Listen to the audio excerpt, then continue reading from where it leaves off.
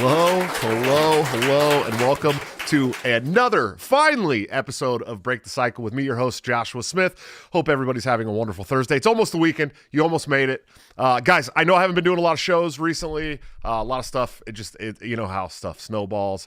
And then I had some extra shows booked this week. Had one that had to cancel because my internet broke. And then I was going to do this show last night, but we decided to move it up one. Then I was supposed to do a show on the Conspiracy Castle tonight, but that got rebooked until next week. So I will have a show tonight with an awesome guest, and I'll have another show tomorrow with my good friend James Gentleman from the Blackbird podcast, Mises guy from Minnesota.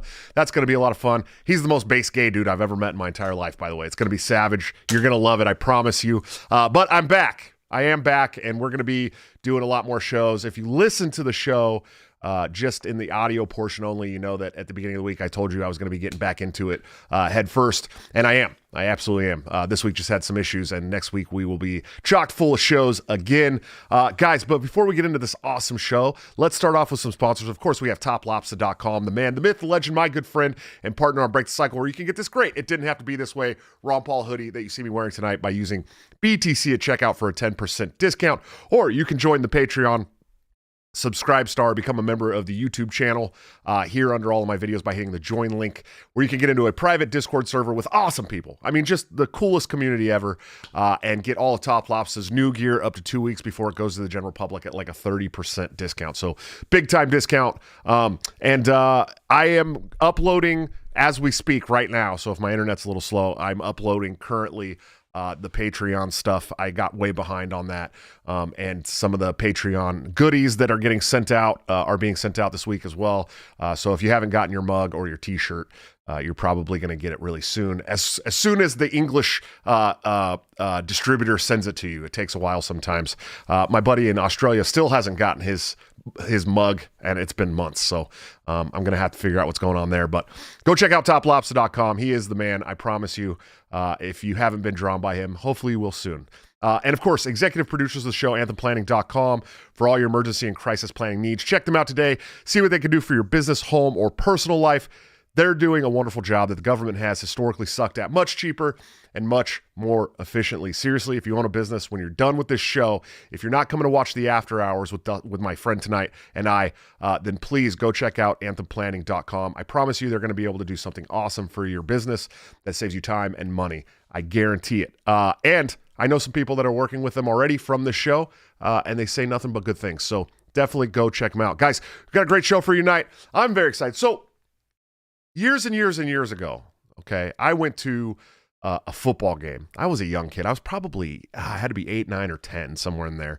As most of you know, I'm from the Bay Area, California, right outside of Oakland and Berkeley. And a rich man took me and my family to see the East-West Shriners game at the UC Berkeley campus back when Bobby Shaw was still a wide receiver in college. So this was a long time ago. I had no idea what the Shriners were, but I have kind of followed them here and there over the years since. They do a lot of really great work through the Shriners Hospital.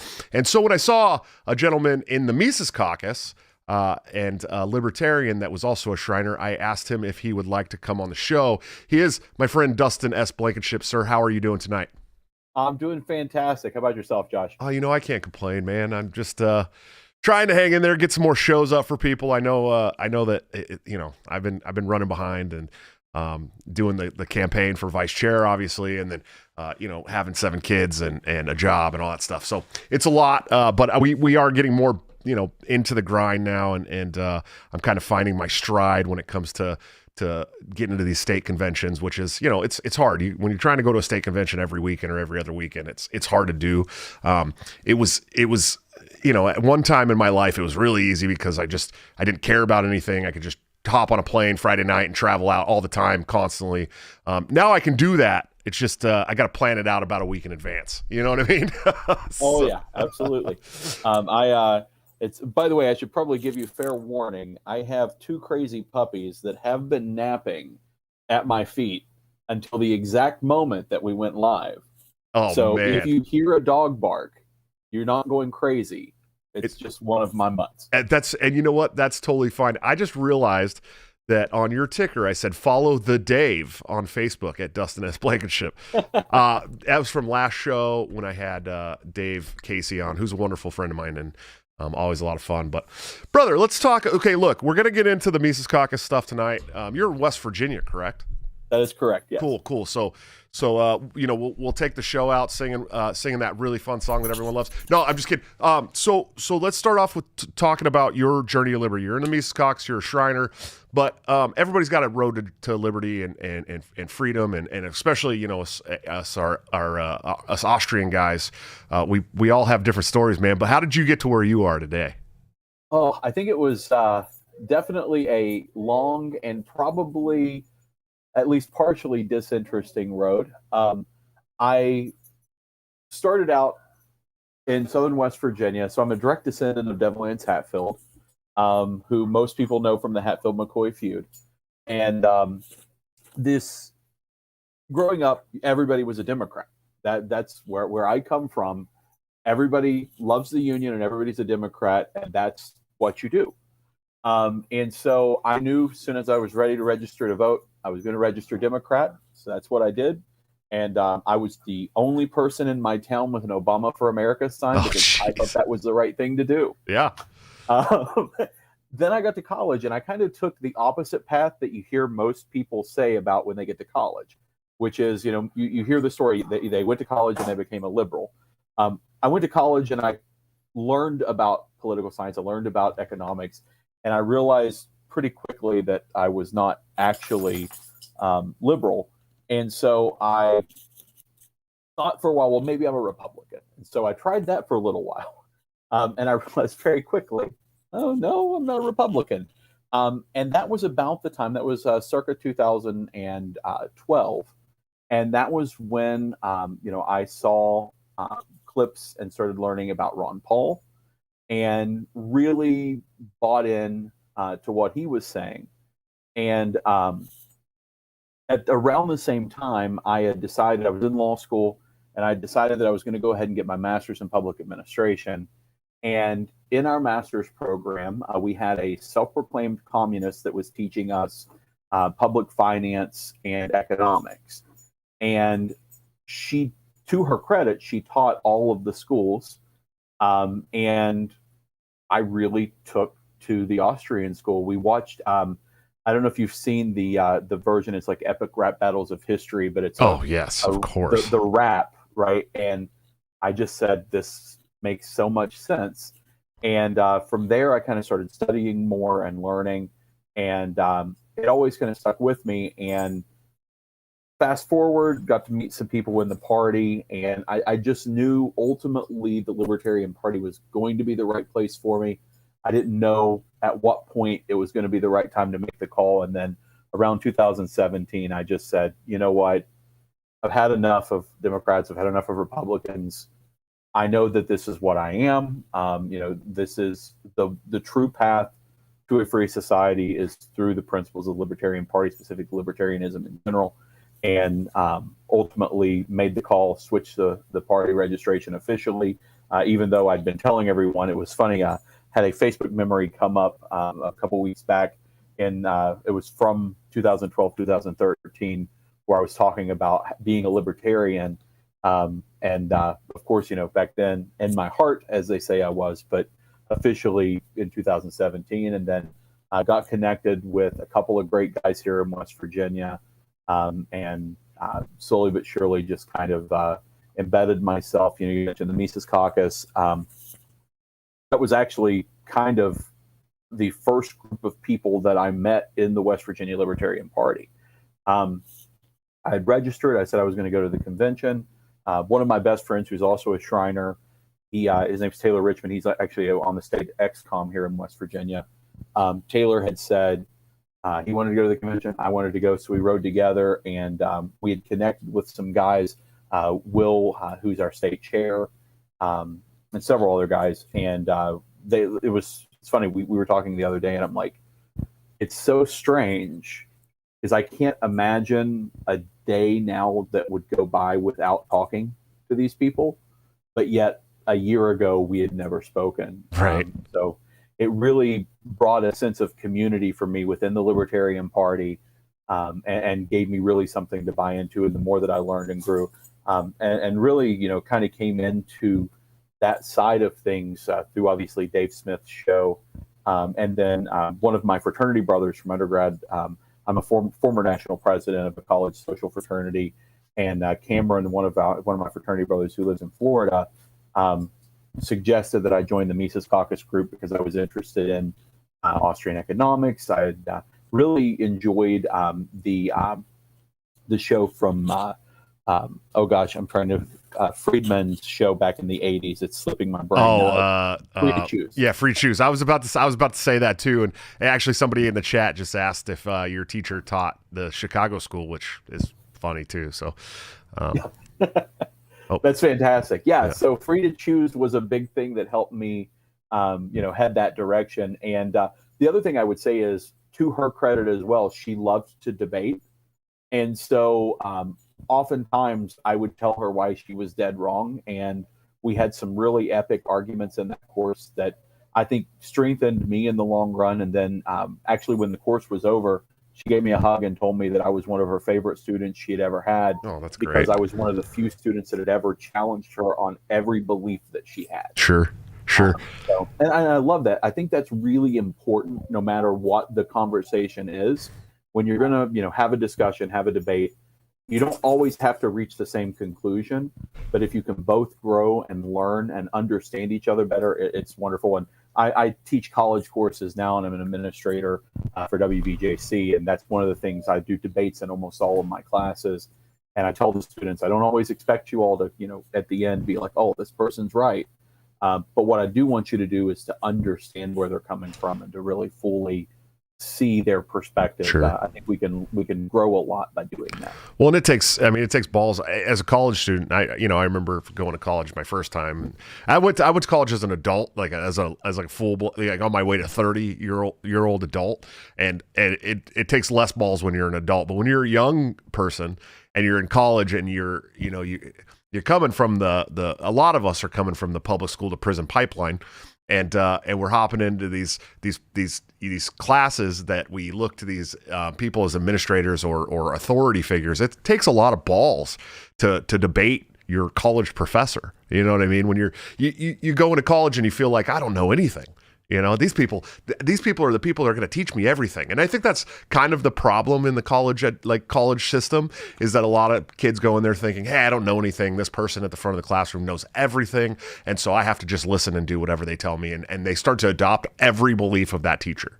So it does take some balls to push back on a college professor and say, hey, I think you might be wrong here. I read this. Can we talk about this? It takes balls, and I'm glad to see people that do that. And I bet you're a great teacher because you welcome that.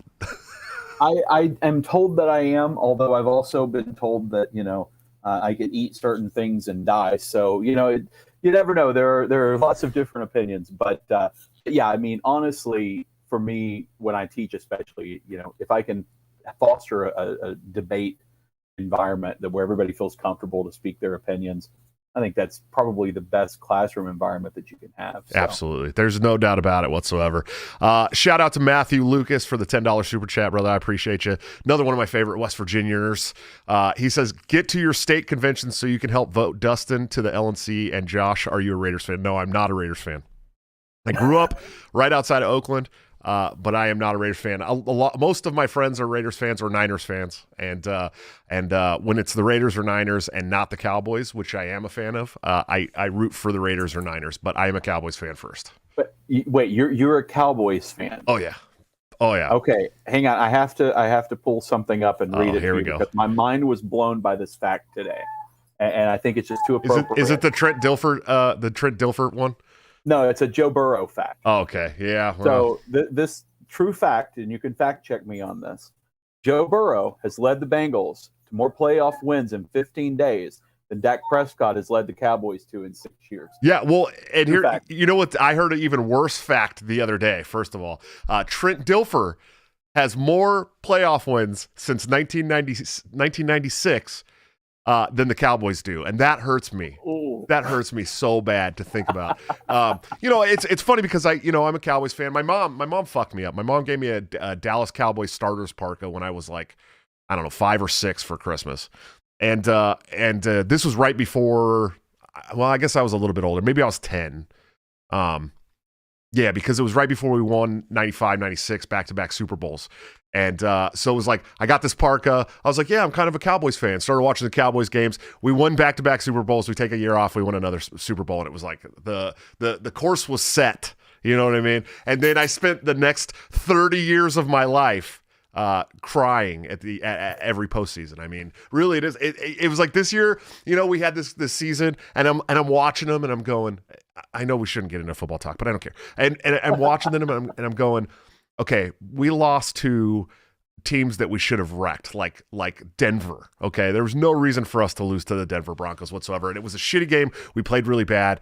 We lost to the Raiders. We lost to teams that we should have wrecked, and so I was, going in the postseason. I had a little bit of optimism, but I was sure, I was just going to be let down again. It's just it's almost becoming like the Dallas Cowboys curse at this point. You know what I mean? Like I don't say at the beginning of every season, this is our year anymore. I said that for like 2 decades. You know what I mean? This is our year. This is the year we're going to do it.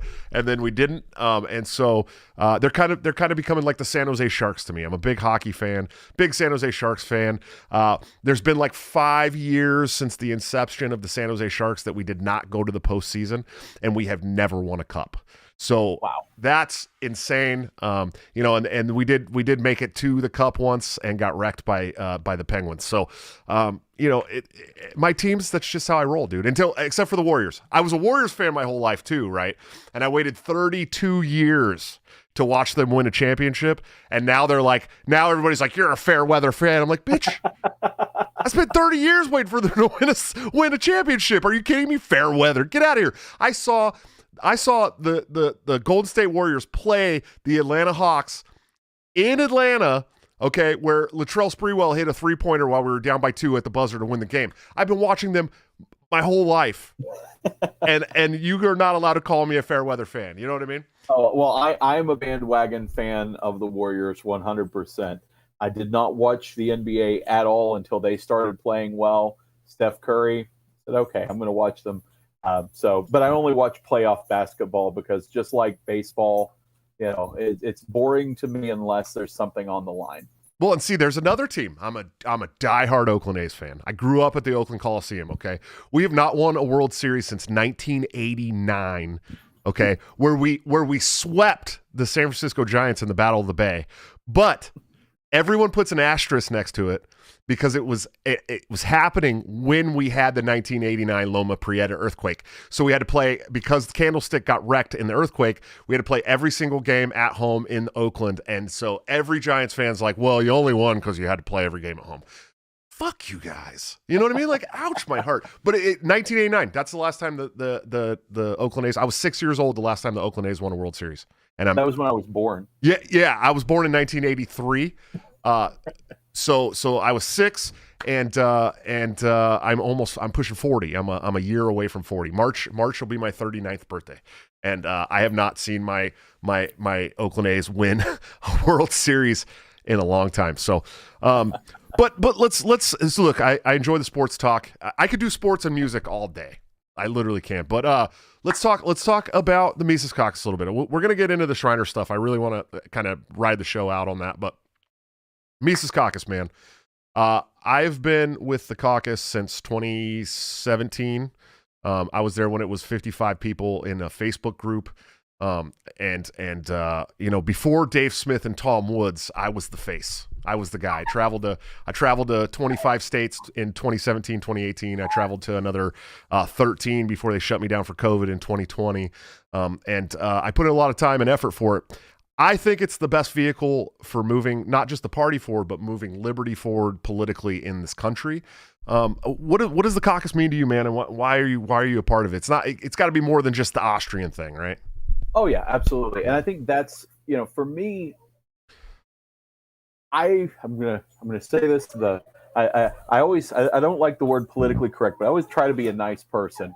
So I'm going to try to be nice in saying what I'm going to say. We don't have that in common, buddy. I get it, though. I get it. It's okay. But I hate our messaging out of national, right? Sure. Like it's, to the word milk toast would be a positive. Yeah, it's an understatement. Like that would be a compliment for the messaging that we've had. I mean, just look no further than the logo that was put out for the convention. Oh, it's so bad, right? Like it's absolutely atrocious. And to whomever did it, I'm if it's somebody that we pay to do that, one, probably we should be looking at whether they should stay on staff. But just in general, right? Like that's just one example of this whole idea that we're going to truly turn people around and turn the country around and win hearts and win minds by going out and just being the most Democrat we can be when we need to be, and to really not like the Republicans, but also try to win some of them. Like, no. What we need to do is we need to have strong messaging. We need to go out and we need to tell things the way they are. I find, for example, like I think Angela McArdle is so inspirational because I love just her approach to things. She's so direct. I think there are so many of you guys, and I would include you in the group of them, that you go out and you speak your mind. But it's not just your mind. You really speak what you truly feel is the truth, right? And I think that matters so much more. Right. I also just got a message letting me know that one of our organizers here in West Virginia is older than everyone, including you. So he's now very sad to learn that he's old. Hey man, I never said I was the oldest guy around, but I'm definitely a lot older than a lot of the Mises Caucus people for sure. I just look good. It's the beard. It hides the wrinkles, Listen, that's why I keep the stash, man. It's, you got to have something that keeps you young but distinguished. So, but, honest and truly, it was the messaging for me because, as you said, I really think that getting out and telling things the way they are, I think people are really tired of everything being, to use the phrase I said earlier, PC, right? Like, people want to hear the truth. They know how they're feeling.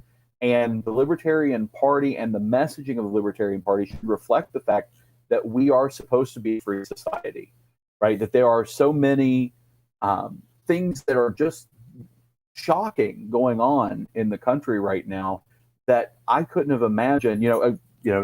I will say, and this is probably going to not get me very many fans, but I don't watch Joe Rogan, don't listen to Joe Rogan. It's not that I dislike Rogan. Oh, you're so fired, dude. Oh, I know. I know. I just, he's on the radar. It's just every time I start to go that route, I wind up watching or listening to somebody else before I get there. I just full disclosure, I listen to Joe Rogan very rarely, like very rarely. And now I feel less bad. Yeah, and I usually listen to an episode when it's like there's a huge uproar about an episode. Like, of course, I was going to watch the Dr. Robert Malone episode. I think that's one of the most, probably the most important podcast episode that has come out in 5 years. If you haven't listened to all 3 hours of it, you need to. And so, like, I listen to them occasionally, but I'd much rather listen to something that's even more entertaining, like Dave Smith or Tom Woods or Michael Malice, stuff like. I enjoy those podcasts, and I listen to a whole list of podcasts that are not politically motivated whatsoever as well. So. That's how it is. And then I listen to kids' podcasts at home a lot, too, for the kids. So, well, I don't do the kids' podcast. Well, I guess technically I do watch some, like, Disney theory podcasts from time to time. So I guess I do also listen to kid podcasts. But yeah, I do a lot of different ones. Lex Friedman is one of my favorites. Yeah. Absolutely. I think he has such a unique approach. So, but I say that with the preface that I can't imagine, or at least in my recent recollection, I can't remember a time when a White House has come out and essentially said that, someone in what is now modern media should be silenced or at the very least, censored. That's shocking to me, and people should be upset about that. But, we push it under the rug because, well, it's just Joe Rogan, right? Or, it's just Alex Jones, right? We don't like what Alex Jones says, so who cares? It's just Alex Jones. Which is funny, though, because, Joe Rogan has more daily listeners than CNN combined. Right. All of their shows combined. And every single time Joe Rogan has had Alex Jones on, they've hit over 100 million viewers. Okay, these are not these people have these people have more visibility than the White House. Right. You know what I mean? Straight up. That's why they're upset. At the end of the day, that's what it is. They have more viewers than the White House press conferences, dude. You know what I mean? And that's a big deal to them. So. Oh yeah. Well, and actually, kind of interesting sidebar there as well. Speaking of messaging. One of the things I found really interesting, there was a report that came out, and I can't remember who did the study now, but it's been a couple of years back, and they analyzed the reading level of the speeches that were given by the various different presidents or presidential candidates. Sure. And, one of the things they talked about was how Obama was one of the most educated sounding presidents. His was at a minimum, each speech was minimum high school reading level. And they said, shockingly, Donald Trump is at a fourth grade reading level. and they said that as if it was a bad thing. Right. But there's a reason why people responded to Donald Trump. Whether they liked him or disliked him, people understood what he was saying, and he spoke to a lot of people. Right. And I think that when that study was done, they really took the wrong information away from the study, which was, we're going to praise certain presidents for talking above the general population. But, the vast majority of Americans aren't going to be speaking to their friends and family on a graduate school reading level every day. But I can guarantee you go into most blue collar workplaces. I mean, my dad was a coal miner for 33 years. My whole family, we come from coal mining, timber, right? Like, you go in there, they don't really care if you're going to try to use big words. That they don't have time for that, right? Like, they want to connect with you. They want to learn about these things. They want to have conversations with a real person. And I think that's the thing that didn't get taken away, which was, why is Donald Trump popular? One of the reasons is because people understood him and they liked what they heard. And I think that we can learn a lot from that too, in terms of our messaging, which is, if we are speaking the truth and we're saying it in a way that everybody can understand, dang, I think we can go a real long way doing that. Yeah. Yeah, I agree. And well, it's funny because I've talked to obviously I've known a lot of people that have run for office or have aspirations, political aspirations of running for office, working in politics and traveling around the country and stuff. And something that I'm always telling people is I want to see blue collar, working class people run for office, because that's just something that historically is not the way things were done in this country. Blue collar people did not run for office. They didn't get involved in politics. They just voted, their party, whatever they thought it was. I want to see libertarians really champion. Look, right now, the communists in this country and the DSA, and these are the people that are championing. I always fuck that word up. Championing the working class, right? But they don't care about the working class. At the end of the day, the vast majority of the DSA looks down their nose at the working class. If you tell them, "Oh, I'm a janitor, but I'm not going to get vaccinated against COVID because I don't think it's a good idea right now," they're going to be like, "That's because you're a stupid janitor," right? Like, that's how they treat people in this country. Literally. So I'd like to see the Libertarian Party be the working class party, because we're really, at the end of the day, nobody understands the plight of the majority of millions of Americans than the working class and the people who get up every day and put on boots and go and build America. I mean, those are the people that understand our plight more than anything. And they're the people who have the government riding their back the hardest. Right? We don't get a bunch of tax subsidies, and we don't get, we don't get all these little breaks here and there that the elite get, right? We have to go out and we have to struggle and we have to support our families. And if we're living paycheck to paycheck, no one's coming to fucking save us. You know what I mean? Like, we have to do it on our own. In fact, I was reading a study the other day about borrowing money. Right. And how something like 60% of the population in this country can't even borrow money because they don't have, or not, no, it wasn't 60% of the working of blue collar America can't even borrow money because they don't have a good enough credit, because they're living paycheck to paycheck, trying to support families. And you have to look at these people, like me. Okay, let's say I made $80,000 last year or something like that. I'm not going to tell you the actual factor, but I supported a family of 9 all year last year by myself financially. Okay. there was some weeks we struggled. You know what I mean? There were some weeks that we struggled, and people like me were, if I got tons of tax money taken out until we got all the kids at once, but if I had that tax money, we would never have struggled.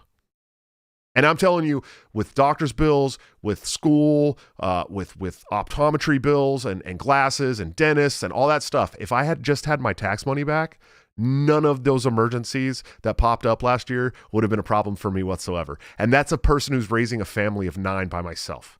Okay. Oh yeah. So it's really, really crazy. Sorry, David Bradley, the Road to Providence. What's up, brother? He said, kids podcast. Thanks for the shout out, Josh. He's a young man. He's a young man. I don't even know if David, are you 18 yet? I know. Yeah, because he's in college. He's got to be 18, right? Well, I mean, he could be a prodigy. I mean, yeah. I don't know. But that's what I want to see. I want to see more people who have lived the struggle become libertarian candidates, because nobody understands America better than we do. Nobody. We're building America. We're living the struggles of America. We bear the burden of being an American every single day. These elite assholes and doctors and lawyers and fucking career politicians that run for office, they don't struggle. They're not struggling. They've never had to figure out how to make a family or a meal last an entire night for a family of 9. You know what I mean? Like, they don't have to do that shit.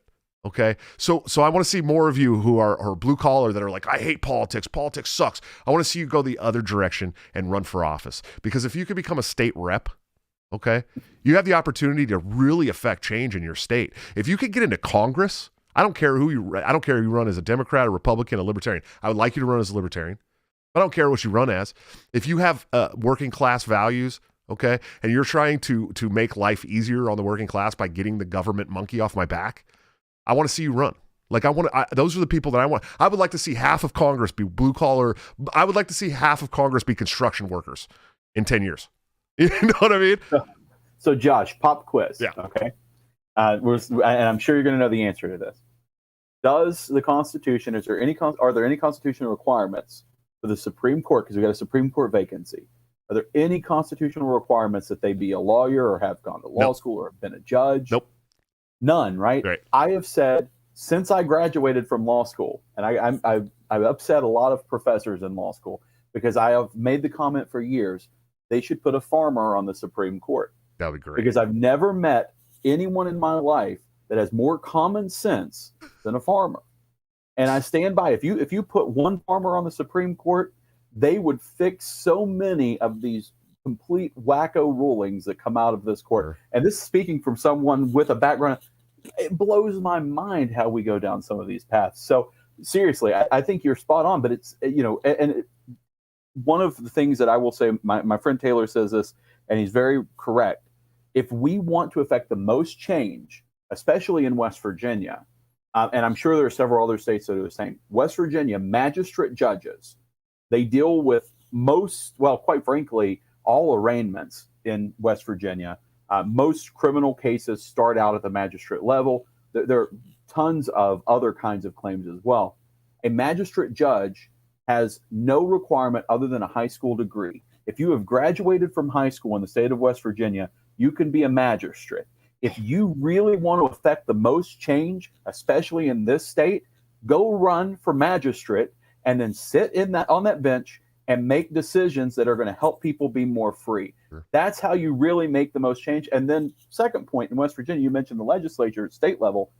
Right now, one vote shift in West Virginia would be enough to completely change the tide of all decisions being made in our state house. It really just one. Yep. So if there's a lot of states like that, Dustin. There's a lot of states like that. A lot. Oh yeah. I don't think people understand. Make that much of a difference. It's amazing. Yeah, I don't think people understand. I live in Iowa, so it wouldn't make a huge difference because I mean it's 96% Republican. But there are some states where if you become the libertarian island in state legislature, now both parties have to come to you to get stuff passed. Period. Right. They're gonna have to build that repertoire with you to get stuff passed. And people don't understand how simple that can really be. I think state leg scares some people because you have to legislature is not easy to understand. it's definitely not easy to write. And most state legislators don't have staffers. You know what I mean? It's not like Congress and Senate where you have staffers. When you're a state legislator, you're actually the one doing the work. It's not staffers. And so I think it scares people, but man, even if you're a libertarian, okay, and you can get into office as a state legislator, even if you never put forth legislation, ever, you can affect change. Because you can become that island vote that people have to work for, especially in some of these smaller states. West Virginia, obviously. I know that Wyoming, there was when we won 2 state legislator seats there, they were able to affect some change, but they brought forth legislation. The Republicans there kind of had to make some inroads with the libertarians. It really changes the political landscape in your state to a more free direction. And then you have states like New Hampshire where all these libertarians went and won office by running as a Republican, and now they've pretty much just taken over the state legislature. We see them pushing forth legislation to secede and completely abolish schools, and now they have a $5,000 a year grant that's following the students instead of going to the schools. I mean, you can really make a difference. I know that I have a lot of viewers who are like, politics is garbage and you'll never do anything as a libertarian. But I disagree. I think that we can. And I think that, at the end of the day, this liberty game, especially in politics, is an asymmetrical warfare game that we need to be firing on every single angle possible, because that's how these people play it on us every day. If it's not COVID, it's the war on Russia or the war in the Middle East. It's taxes. It's a constant attack on you from all angles. So we have to fire back that way. And so, I think that's a great idea too. The judicial, I think that, judicial branch of office gets overlooked all the time, and you can make such a huge difference there as well. And you're not the only state like that. I mean, there's a lot of states where you can become a magistrate or attorney general or whatever the hell it is. You don't have to be a lawyer. You don't have to have any law degree whatsoever to do it. And sheriff too. That's another one that I think a lot of people don't understand. A lot of states, Michigan, I know for sure, and a lot of states, they're elected sheriffs that don't have to have any background whatsoever in criminal justice. Now, I'm going to do a really bad segue here, Josh, but you mentioned sheriffs. Do you like shooting guns? I do, yeah. Now, and you mentioned state conventions that you're visiting. Are you planning on coming to the West Virginia State Convention? I got to look into the dates. I would like to come to, West Virginia is one of the states that I have not visited for a libertarian event before. You know who said the same thing? Who? Spike Cohen. Guess who's coming to the West Virginia Convention? And are you guys doing a gun shoot with Spike Cohen? And we're doing a machine gun shoot. Oh, fuck, dude. So it's March 11th and 12th. The meet and greet's on the 11th. The shoot's on the 12th. I will be in Michigan that weekend for sure. Well, that's too sad for Michigan. They're gonna you're just gonna have to cancel because you got to come shoot machine guns in the Eastern Panhandle with the West Virginia guys. I might just have to make a special. It's funny. I in my campaign in 2017, 2018, I hopped on Adam Kokesh's bus for two and a half weeks or something like that. I flew into Ohio, hopped on his bus from the Ohio State Convention. We drove overnight. I drove his bus overnight after a convention for 2 days to North Carolina. Woke up Sunday morning, walked into the North Carolina convention, brushed my teeth, and gave a speech. And I had been driving all night. And then we had tacos at a Mexican restaurant. I slept in the bus for 2 hours. I hopped up and started driving towards Kentucky. And we stopped in West Virginia and slept in a rest stop, not a rest stop, but like a truck stop in the bus in West Virginia. And I just remember driving through because West Virginia is one of those states that a lot of people don't know a lot about. It's one of those less talked about states. And I'm driving through West Virginia going, holy shit, this is one of the most beautiful places I've ever seen in my entire life. And immediately, when we were going to North Carolina, going through the Smoky Mountains and all that stuff was just immaculate. But then coming back through West Virginia, I realized it was daytime, and I was just like, wow, it's so gorgeous. I don't think people understand how gorgeous it is, man. Oh yeah, I made the joke. We were talking earlier before we came on about being fans of movies, and in Bruce Almighty, the Jim Carrey film, one of the biggest Easter eggs that I don't think anybody notices is that his apartment number is 304. which is the only area code in West Virginia, which is almost heaven. Oh, right. That's right. They say West Virginia is almost heaven. That's right.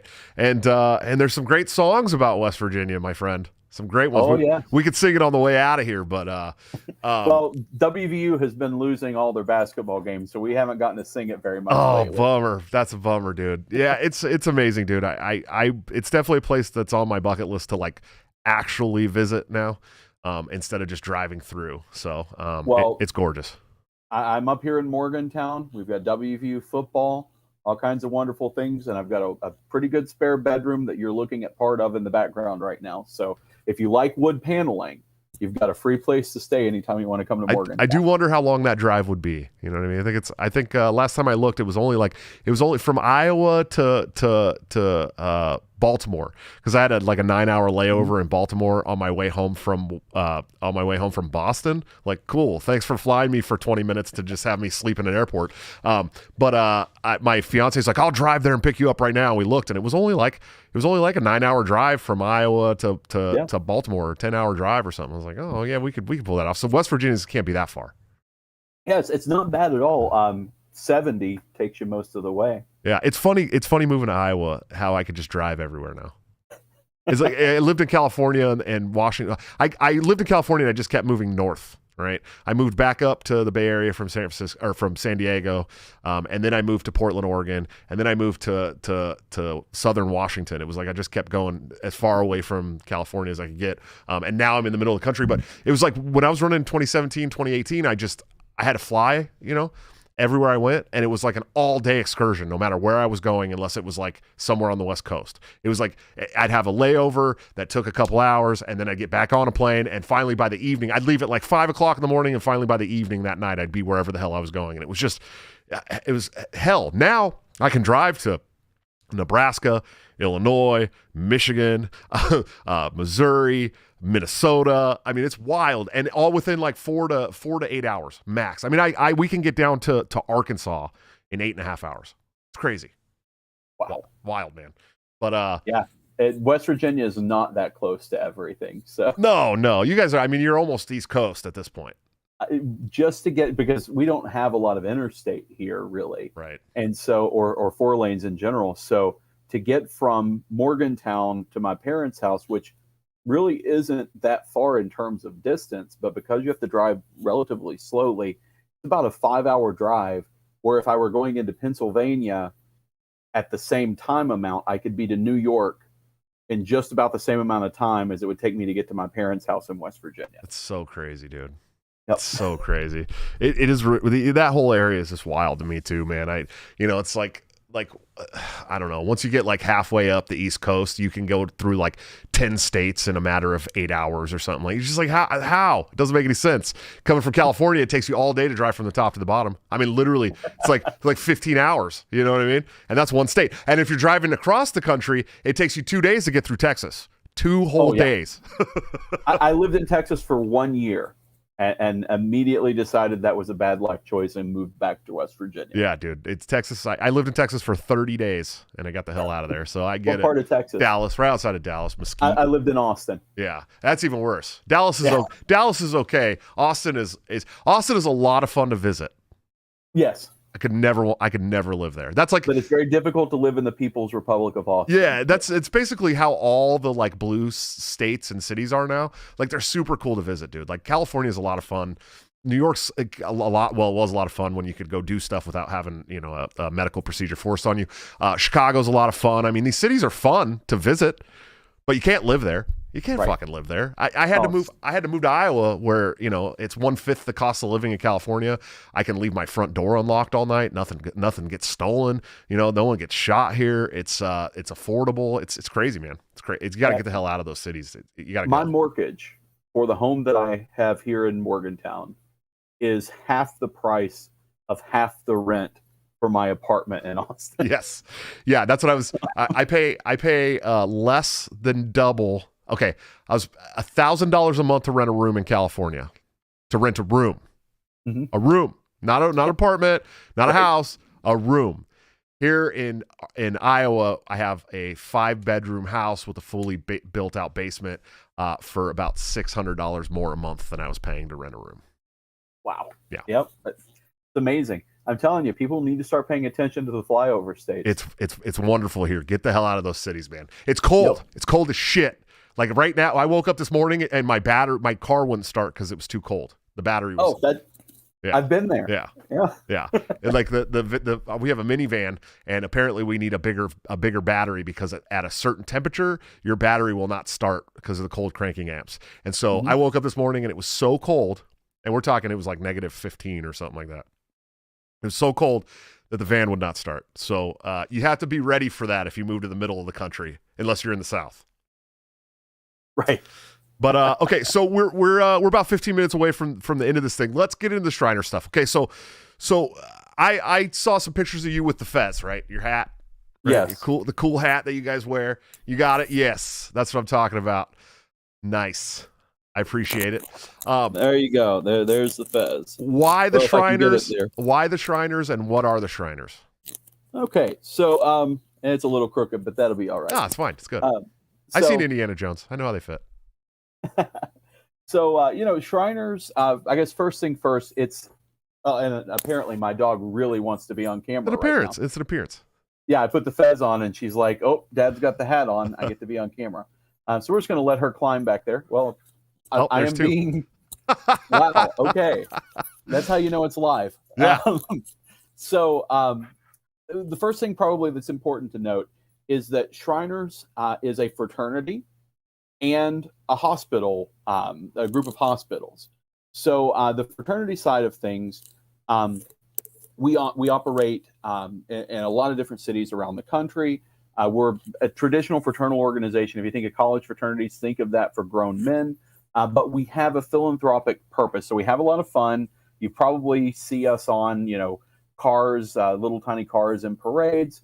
We have fun. We have a good time. We're a brotherhood. But our philanthropic purpose, we say we have the world's greatest philanthropy, which is our hospital.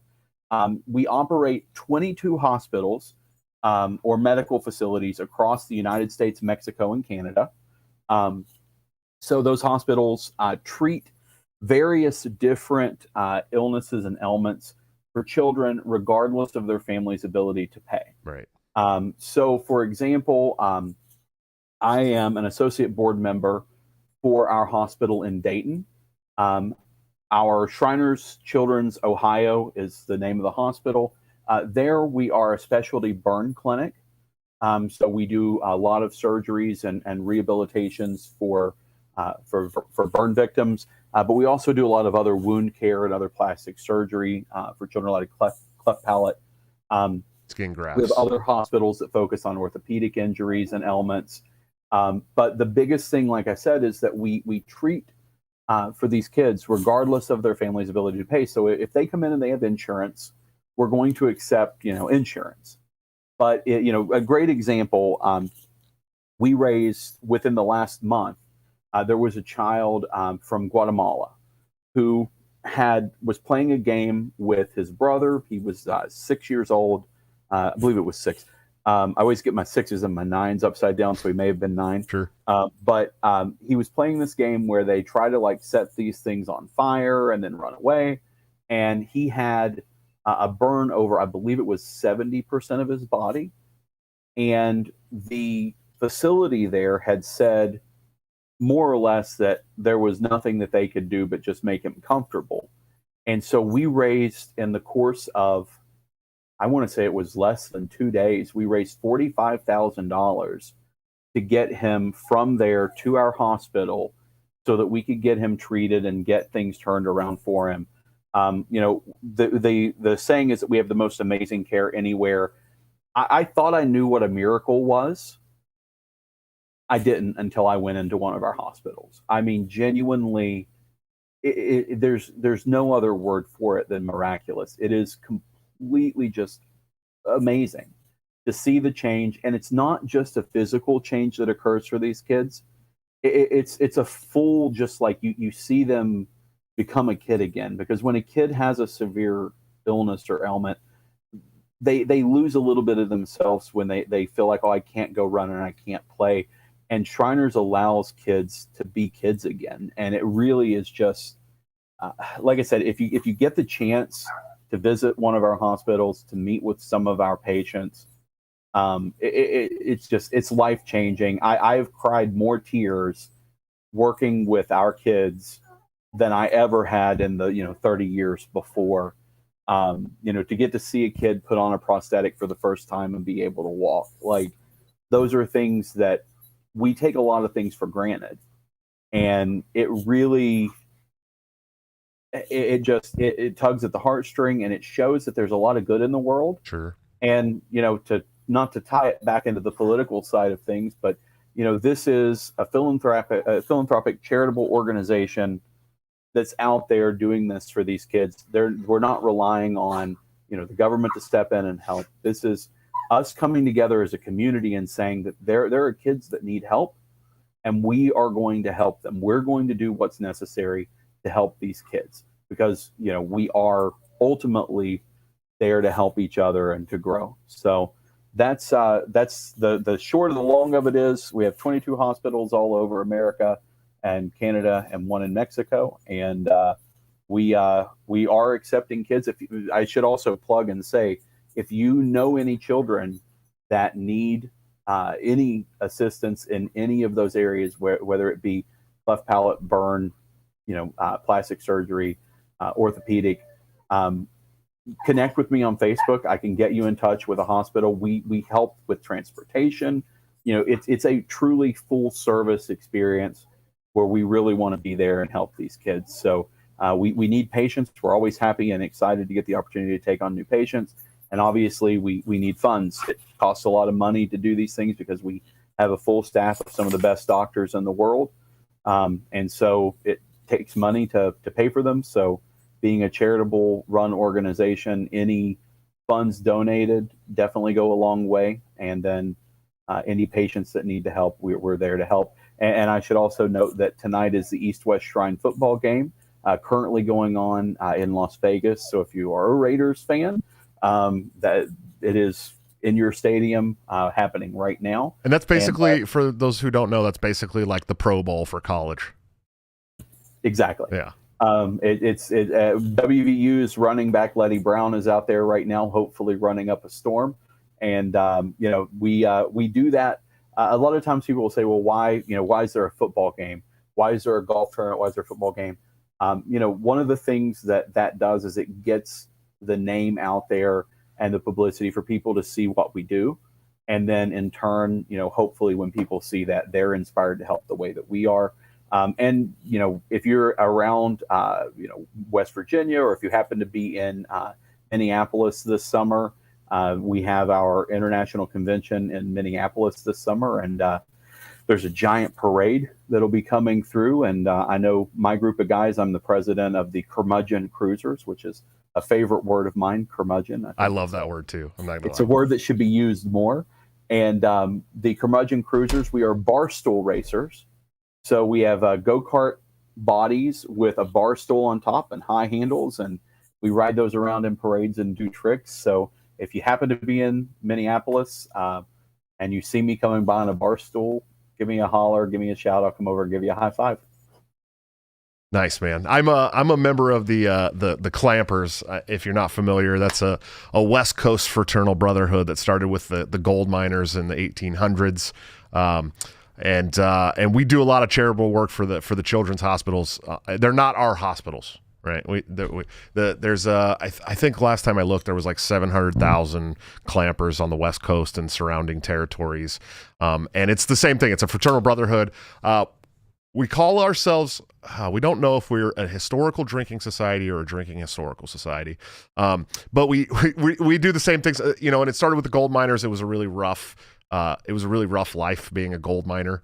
Some people don't understand that, but a lot of brothers would die, and when a brother would die, the gold miners would put their gold dust together and they'd send it to their widows and orphans. So that's what we're really big on, is widows and orphans, and so that means like children and wives, and so they do a lot of work for battered women's shelters and hospitals and stuff like that. And but they do get together and they do these things called the doings, where they camp out and barbecue, and they have they make moonshine, and they have moonshine contests, and it's a lot of fun. It's kind of like the hillbilly version of the Freemasons, or we have hillbillies too. We have hillbilly clans in the shrine. And I should mention the other thing that I always laugh about with this, but I'm always, I was thinking about this coming on, this being kind of a libertarian leaning, or very, very much so libertarian podcast.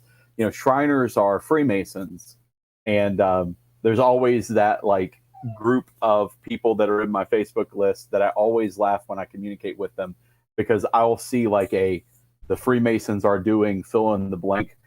There's a running joke within the Freemasons, and that is that the only thing that we're doing is having a dinner that we have to be at least every night of the week. Right.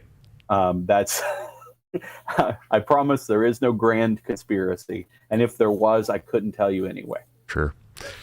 Yeah, absolutely, man. I got a lot of friends that are Freemasons. In fact, some in the family.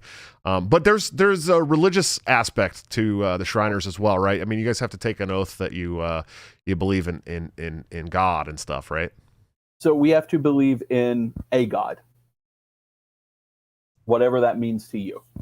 Oh, okay. So it's not like you're not forced. There are branches of Freemasonry that require a specific religion, but in general, it is that you profess a belief in God. Sure. Whatever that means to you. Sure. Well, man, we're at the end of this thing, bro. I appreciate the work you're doing with the Mises Caucus, and I know you're running for LNC, correct? Yes. Yeah, it's crazy that we got all the way through this. And that's how you know that, like, while it's important to me, there were so many other things on the radar. Yes, running for LNC at large, hoping to push through and see that happen, because I want to work with the guys like you and gals like Angela, who I think are really out there doing the Lord's work. And I think based on my background and experience, I've got a really unique set of skills like Liam Neeson to bring to the table. So hopefully people will check me out, and if they have questions, they can shoot me a message and ask. I'm always happy to talk. Sure. Well, I think you're a pretty level-headed guy. You seem very rational, smart, educated, but also down to earth. You definitely have my support, sir. We're gonna need people on the board. With people like me on the board, we're gonna need people like you on the board. It's important to kind of balance some of those things out. You know what I mean? I'm definitely I'm not always the most level-headed. Let's be honest. People know that about me. I did one day of Tai Chi, Josh, and when I did it, our sensei said, that you need yin and yang. He said, like bong with a Y. Exactly. And he said, scoop heaven, scoop earth, and stroke the furry kitty. Yeah. So that's all I remember from Tai Chi. Every once in a while, I need somebody who's very rational and very level-headed to be like, hey, man, hey, come here. Let me talk. Hey, let's just take some deep breaths, okay? And you're like, you're right. You're right, buddy. And then I get back out there and do the right thing. But, I've been on this board for this is my 4th year on the LNC. And I kind of got to the point where it's like, look, and I said this in my speech at the Iowa State Convention this past weekend.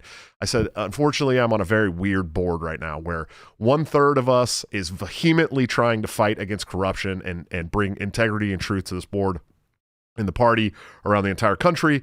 1/3 of us is completely apathetic to anything that can be considered drama. These people, it's like it's at the drop of a hat. They're like drama, right? And then there's 1/3 that is applauding and impressed by the absolute blatant corruption going on in the party right now. So I'm just looking forward to having a board that can get things done and is full of people who are anti-corruption and full of integrity and truth and honesty. And we can all have, it's like this board now, like we can all have different personalities, but the impasse is at corruption, right? And integrity and truth. And that's why we fight so much. And that's why it's so bad, is because, those things are they're values that need to be held by a national board for a political party, especially the libertarians. When I have a board that is a majority of those kind of people, you'll see a lot more work getting done. and you'll see the important stuff being handled, and you'll see the messaging turn to something that's very beautiful, and this, we'll start professing these beautiful philosophies to the public at large instead of pointing our arrows inwards. And that was always kind of the core reason why the Mises Caucus was fighting its own party, really, is because we can't get that work done until we get this work done. Right. And so I look forward to working with you, man. And I think, you'll be at the top of my list for at large. I'll be telling my supporters that it's time to support Mr. Blankenship for at large position, brother. I appreciate you. Before we get going, can you tell the great people who listen and watch the show where they can find you, support you, listen to you, help you out, all that great stuff? Yeah, I'm a very boring individual, and I primarily just use Facebook. So my Facebook information, Dustin S. Blankenship. So you'll see me on there. I've got a red background and look like this ugly mug. And then, as I was explaining, I have a Twitter that if people start following, maybe I'll start using. It's at Real Libertarian, REEL, because I am a cinephile and love movies. But those are your two best places to find me. And obviously at the nearest karaoke location, because I'm a major fan of karaoke. So if there happens to be karaoke going on in town, I'm probably also there. Are you a karaoke wizard, man? I had a recording contract in Nashville growing up with my family. Nice. So I'm not saying that I'm a good singer, because I think my family they're better than I am, but I can carry a tune. We got to get you on TikTok, brother. I like watching TikToks. Sure, we all do. Yeah, I don't know if I'm made out to be a TikTok star, but maybe. You know what? When we get to convention, you can help me do my first TikTok. Perfect. I will help you, and I will karaoke with you because I enjoy karaoke myself. Perfect. Cool, man. Hey, well, if you could give me like 2 minutes to close out the public stream, we'll start the members only stream here in a second. Sounds good. All right, brother. Thanks. All right, guys, another awesome episode of Break the Cycle. Dustin's so cool. Please go follow him on Facebook at Dustin S. Blankenship. And if you're going to become a delegate to the National Convention, really think about supporting him for at-large. I think he's a great guy, and I know he's running on the Mises Caucus slate, so a lot of you guys that watch this show are already going to vote for him. But, man, support this man. Seriously, do what you can to make this board full of people like Dustin and other great people on the Mises Caucus slate. Guys, go check out my sponsors, of course,